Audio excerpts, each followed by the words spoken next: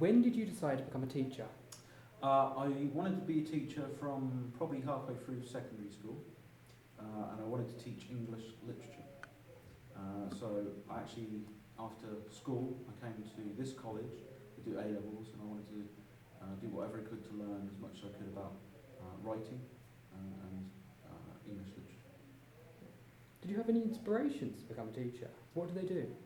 Yeah, I think I was lucky enough that everywhere I went, primary school, secondary school, college, there was always really good teachers in all of those places. So primary school was a teacher called Mrs. Russ, who was amazing. She lived in a castle, which to me was just like magic, pure magic.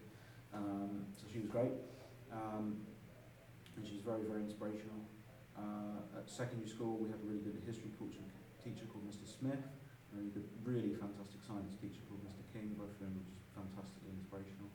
And then when I came here to do A-levels, I did English, but I also did media and psychology, and I was actually taught by John Jeffrey, and he was just phenomenal. He's the thing that made me want to be media instead of English. What did you have to go through to become a media teacher? Quite a lot of study. So it was a 2-year course. There were 7 different assignments we had to complete, several of which were actually essay-based. The others were observation of our teaching, observing other people teaching. It was very, very difficult, very, very involved. I ended up writing probably about 60,000 words for the submissions, which is actually more than you'd write for most master's level dissertations, which is quite taxing. With the A-levels, the first media course you took, and what did you come with that? What did you come out with at the end? Yeah, the A-level was the first media course I took. It was interesting because I hadn't intended to take media at all.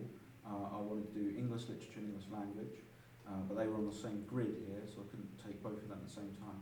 So I had to choose something else. I just chose media because I love film, and then I completely became obsessed with that. I got a B in my A-level at the end of that 2-year period. What age do you find the easiest to teach? That's a difficult one. Every age is different. Every age has its difficulties. So level 2, for instance, are quite challenging. Usually have a lot of problems outside of college that you have to help them through.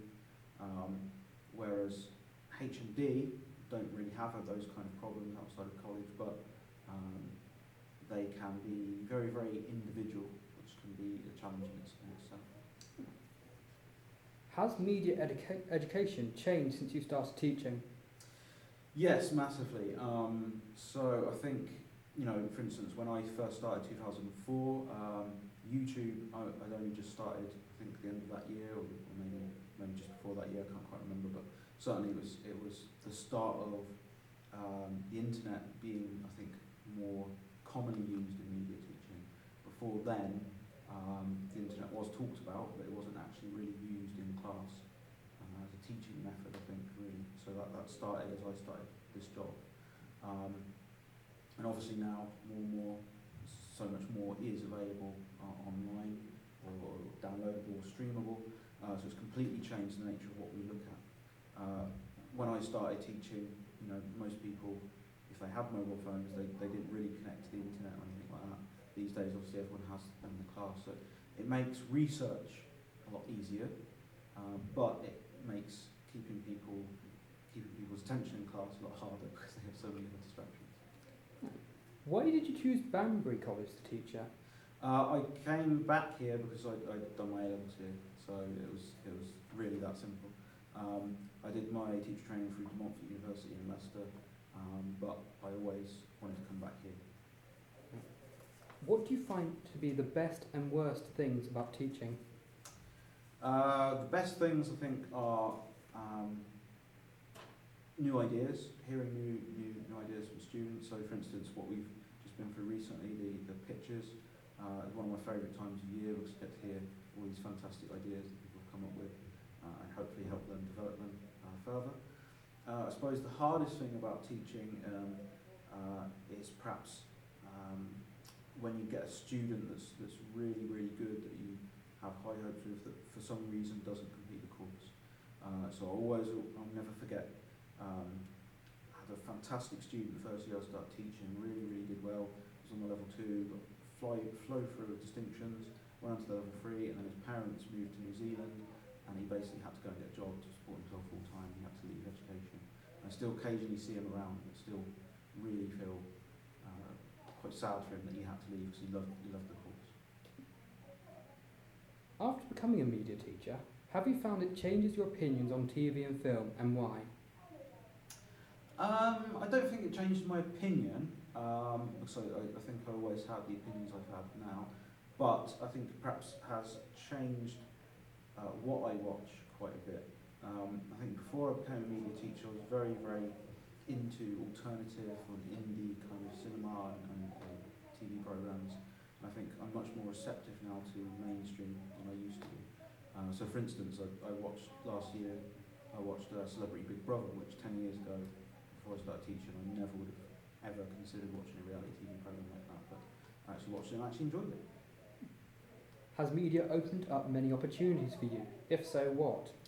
Yeah, before I came into teaching, I did a few little jobs here and there. I still have contact with some of the people that I work with, and every now and again I do help them out with various different projects, so I think that's always nice to keep your foot in a little bit. I think perhaps doing a job like this, you meet a lot of people who later on might become very important, so you never quite know who that's going to be, so it's really important to keep contact with people and keep a list of networking, a list of emails, phone numbers, etc. What aspect of media is your favourite, and why? I suppose that's changed quite a lot since I started. Before I started teaching, I suppose I would have said comic books. Actually, I love comic books. But now I think film. If I get any spare time at all, I spend it watching films. What would be your dream job, and why? Writing for Doctor Who. I think would be my dream job. I've always loved Doctor Who, even before it came back in 2005. When it did come back, it was so different, but so much better. I became completely obsessed with it. Luckily, it also coincided with the time that I started teaching, and it came out a year after I started teaching. So I've been able to use it in teaching all the time, which is great. But to be able to actually create a story for the Doctor would be fantastic. Have you ever had a job in the industry? If so, what?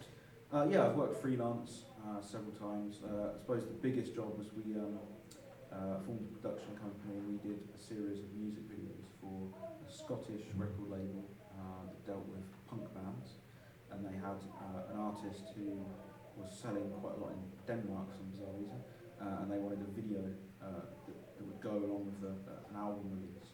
So basically they wanted every single song on the album filmed as a music video, and we got commissioned to do 3 of those, and that was pretty fun, pretty exciting, and well paid. Why did you choose a teacher job instead of an industry job? Yeah, good question. I suppose that it's 2-part of one, really, the answer to that. I always wanted to be a teacher. I thought I'd kind of do it the other way around. I thought I'd stay in the industry for a long time and then come back to teaching when I was perhaps edging towards retirement. But I think I found it very difficult to get continuous work in the media industry. And this was actually much more steady, much more stable, same hours every week, same pay. So I initially came here just to do part-time teaching and continue in the industry, but bit by bit I ended up doing more and more teaching and loved it more and more. And finally, what recommendations would you give to someone wanting to become a media teacher? I think first of all, you have to be completely obsessed with your subject. If you're not, then don't even think about it. You have to be prepared to give up a lot of your time, especially the first few years you're teaching. First few years teaching, every spare moment of my day was spent preparing stuff. Obviously, once you get a few years in, you've got enough stuff that you've prepared that you don't have to do that as much, but you still want to keep stuff updated.